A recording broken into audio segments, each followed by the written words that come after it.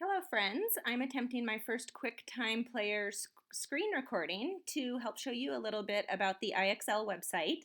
So I was just doing a webinar with them, and they actually said if anyone who's purchased the Math and English program for the year can now use the Science and Social Studies for free for the rest of the year. So that's a great thing, and IXL in general is not the most high-end thinking, problem-solving, collaborative type of questions, but it's great for skills practice. So if you're kind of looking at it with that lens, I think that's a little bit better use of it. So, and it's a great program because the students have been using it all year, so they all have usernames and passwords, and that's all set up, and they're familiar with using it, so this might be a nice thing for them to use during distance learning. So first you can go to just IXL.com. If you're on the main IXL page, when you enter your username, you also need to add the @Grayland. But if you go to the IXL.com/sign-in/Grayland, kind of our Grayland IXL page, then the @Grayland is already there, and you don't need to, so you just do the username, not the @Grayland. It doesn't really matter which one you use, but sometimes you might be on the regular one and forget the @Grayland, or be at the Grayland one and try the @Grayland, and then it won't work. So then once you get logged in, one of the first things you might want to do is come up here where it says, welcome, your name, and you can go to your profile and settings and change your password to something that you'll more easily remember, and just kind of make sure all the other information is correct. Another thing you can do here is set up your classes. So when you go to roster, yours will be blank, and you can, I'll come down here to the bottom and I'll just add a new student here. So here's one. So when you start typing the student's last name, it should, they will pop up. And so you'll just want to use all of this information that it already has, their student ID and their grade. And so I'll just add this 5th grader to my roster right now so you can see what that would look like.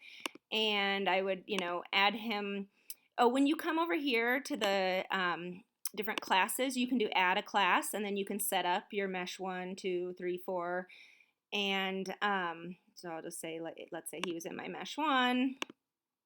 And you don't really need to worry about the email address. You can put their email address in if you want, and it will already have their username and their password here. So, and I'm hoping that will be the same username and password that they already have for Math and English, and I'm pretty sure it will be. Most of the usernames are first, for some reason it didn't work with this 5th grader, but for the 6th graders, it's the first letter of their first name and then their last name @Grayland. And I had set all of their passwords to Grayland, but then I told the kids they could change it to whatever they wanted if they wanted to use the password they use for everything else. Except for the students who are first year to Grayland, for some reason it added the number 1. So like Joanna would be jmata1 @Grayland. But then you can get all your students imported and put them by meshes, and then I'll show you how that will be easier to kind of track what they're doing. So once you do that, there's kind of these 3 main tabs here: Learning, Diagnostic, and Analytics. So under Learning, you can come up here to the different classes. So you can either click on Science or Social Studies. And there's 2 different ways to look at the skills. So you could look at them by grade or by topic, whatever is easier for you to find the sections that you're interested in. So I'll just go ahead and look at, 6th grade, or I'm actually going to go to math so I can find a topic that I can answer the questions while I'm talking at the same time. So I'll come over here to 6th grade math, and look, there's tons and tons of different topics, and they're arranged by, different skills, and they're arranged by topic. So one thing you can do when you're assigning these to the students is just find the sections that you're interested in and copy and paste them into LMS. So let's say I wanted them to do D1 through D4. I would copy those. You have to make sure that the numbers are also copied if you want them to be hyperlinked, But then you could come in here to LMS and say, I'm going to add a topic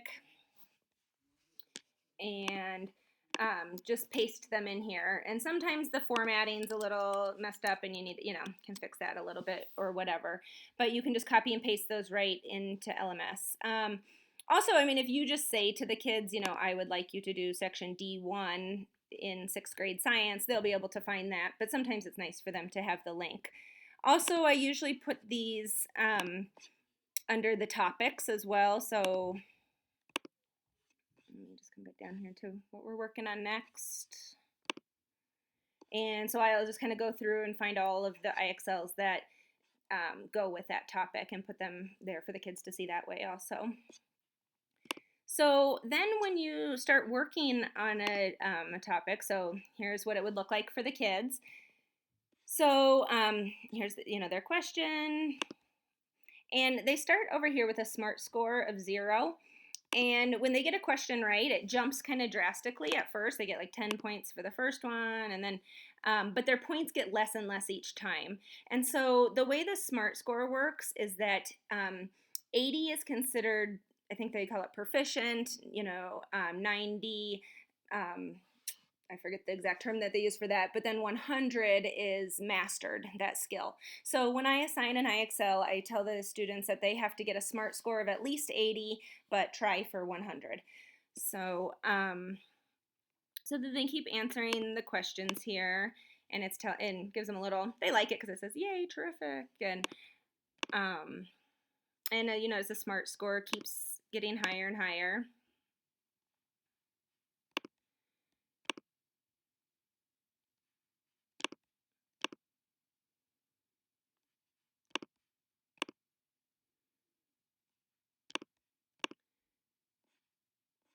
And then you'll notice like the questions kind of change. So it kind of jumps up to a higher. So those were all kind of like, is this a polygon? Is it not? Now it's saying, it's a little bit harder type of question. Well, how many sides does a decagon have? So the questions, after they kind of see that they've answered a few of these, the questions start getting harder. And then once you get to, then they get like a little ribbon here once they get a score of 70.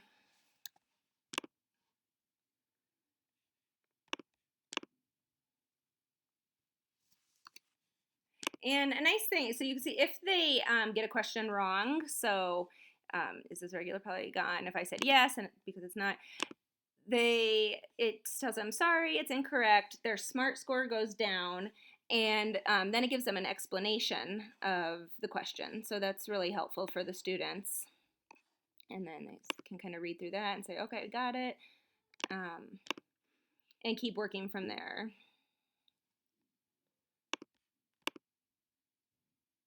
And then at 80, they get another little ribbon.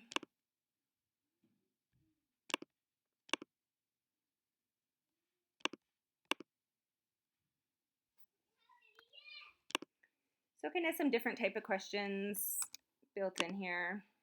And then once they get to 90, they enter the challenge zone where the questions get harder. And, then they keep working to 100. But notice, like, once they get in the challenge zone, they're really only getting, like, 1 point for every question. So, again, the kids are familiar with this. They kind of know how the SMART score works. And then a great thing, diagnostic is where the students can go through and answer a bunch of questions, kind of like a pre-test in all different categories. And then it kind of shows where they're at. And so I've had the students do the diagnostic in math, and so it's really great. It shows you can look at these with either all students or just by the classes that you've set up. And for the diagnostic overview, it shows you where students are at overall, and then where they're at in each of these kind of main categories here. So you can kind of, here's all the students, so you can see, oh, these are my students that need challenging. Here's my students that, need some extra support. And then if you click on each student, you can kind of see where they're at in each of the main areas for your subject as well. And then when the students do this, it's great because then they get recommended skills. So then it says, they can look and see, oh, measurement is something I need to work on. Here's the skills that go along with measurement. So that's something kids can just always be working on as their diagnostic. That's not giving them the specific skills. The analytics is kind of for you to see where they're at. And so it kind of gives you like an overview of how all the students are doing, how much they've been using and whatnot. But the main, trouble spots is good to kind of see where certain students need help in certain areas. And this student's quick view is really helpful to see if they've completed the topics that you've assigned. So, before we went on spring break, I assigned AA1 through AA5. So I can look here and see that Griffin did all of those sections. He went to 90, so he did above the minimum requirements of 80, and those are completed. And so that you can just kind of check where kids are at. It's also nice that it shows you how long it took them. So if I look here where it says, well, it only took you 3 minutes and you got to a SMART score of 80, well, I want you to go to 100 next time. But if you see that a kid took, 26 minutes to get to the 80, that might mean they need a little extra help with that, or they've been working really hard on it. So that's good. And you can look at the specific skills that are practiced, but generally those are the skills that you've assigned. So you can also see a live classroom if you have assigned it on a certain day. You can kind of see like if you were actually in the classroom and having the kids work on this, but you could do this now with the distance learning, and so no one's practicing right now, but it will tell you like the students that need help. So you could kind of reach out to them with some additional resources or whatnot. There's some other things under here in the teacher resources that you can look at.